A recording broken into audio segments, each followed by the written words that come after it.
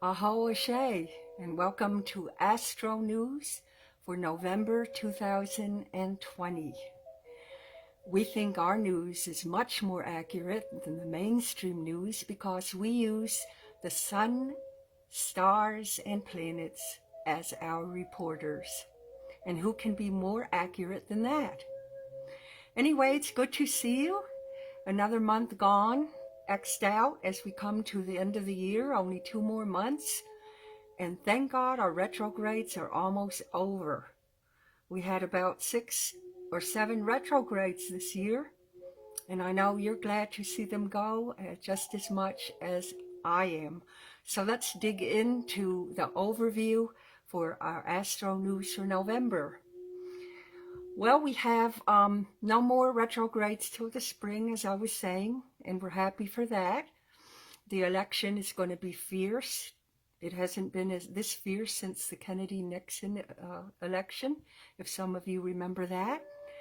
And no matter who gets in, we just have to remember that this is God's plan, and we all should just, whoever gets in should just slide back, move back comfortably into a unity for all, and try to work together.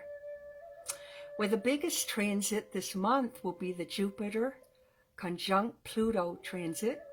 That is huge. It starts on November 12th, and it could mean a new stimulus package. It usually is very good as far as wealth or money, or finances. Bill Gates was born under that configuration, and so was Warren Buffett. So it's a good thing if you want to be wealthy to be born under that kind of transit. Now, the Jupiter means expansion, and Pluto means transformation, life and death.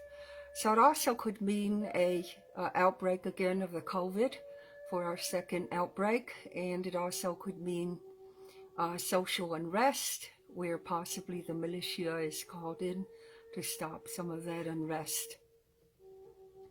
However, we won't see it again till 2035. So at the end of the year, we'll be gone with it, whatever it may bring. But I still remain positive that it might be upbeat in the economy, and also the stimulation of money and career and jobs. So that will be for the next month and also into the new year.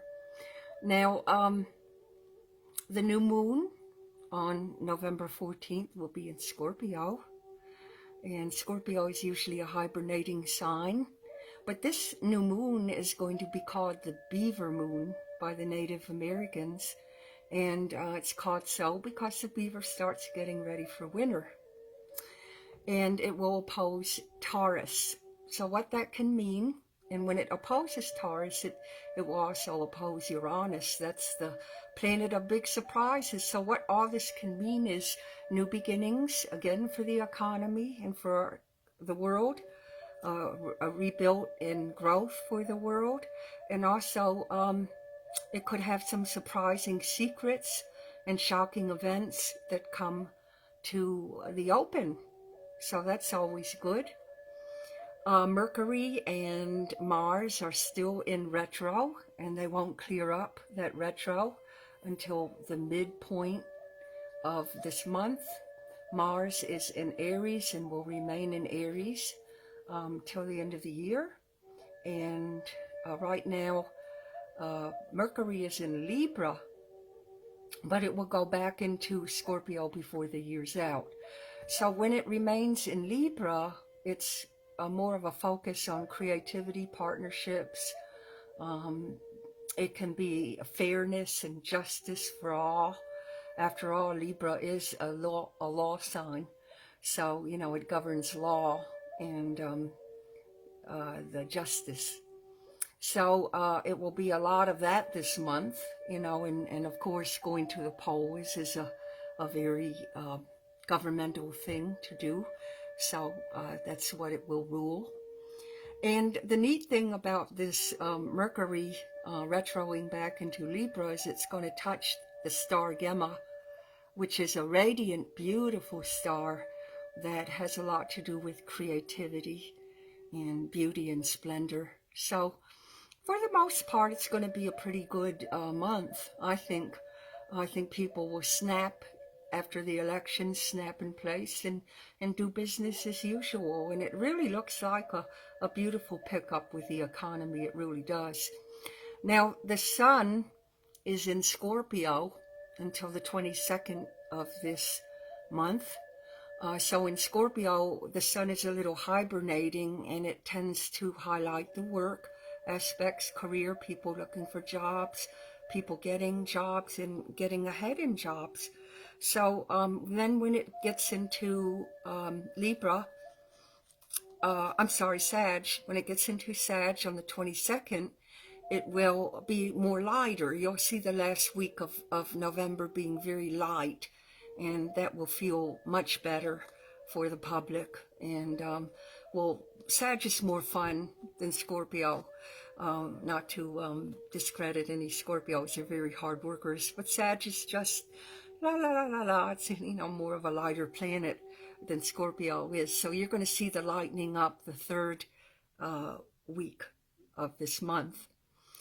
Now, Saturn and Jupiter will leave Capricorn. It's been in there for a good year or two, two for Saturn, one for Jupiter, but it's going to move into Aquarius.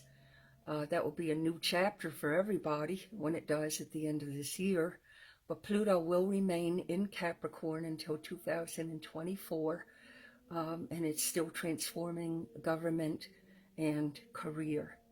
So we'll have the signs tomorrow, and I'll explain more to you. Now, the blue moon we just had last night, the blue moon was on October 31st. That will highlight the month. It is in Taurus, and that can cause some rebellion, some awakenings, possibly some shocking events, and all around, let's go, let's move. It could bring up, again, secrets and things that are hidden to the public that will come up and seem a little shocking to all of us. But, we'd rather know than not know. And Venus is in Libra this month, and that's a beautiful placement for Venus because Venus rules Libra, so it's in its natural house, it's in its natural sign, and it makes it more powerful. Whenever you have the natural planet in the sign, it always makes it more powerful. And Venus is creative and rules love and money. So in Libra, it's going to create a feeling of wanting to be fair and just for all. So there'll be a big highlight about, probably injustice in making everything just, finally. So then Mercury is in Libra, and I already explained that it's going to hit that beautiful star Gemma. So that'll be very, very nice. The full moon on November 30th is a biggie, just like the last one was last night. That's going to be a huge powerhouse for us on the 30th. It will be a lunar eclipse. And lunar eclipses always change lives, big time. They either take away something out of your life, or they magnify or amplify something in your life. So especially it's going to be in Gemini, so the Geminis and Sagittarius will feel it more than the other signs. But this is the second of about 4 that they'll get in the next 2 years. So lots of changes with love and friendship and gatherings and travel and journeying and things like that, and government. It's all Sag and Gemini. So that's it for the highlights of this month. It looks like another powerful month. Now join me tomorrow night when at 8:00 p.m. on Monday, I'll go through all the signs for this month. And then after, we'll have some mini readings So bring your glass of wine and let's get together and let's go through all the signs. Until then, you have a safe Sunday and much love and much peace. Ashe, aho, aloha. I'll see you tomorrow night.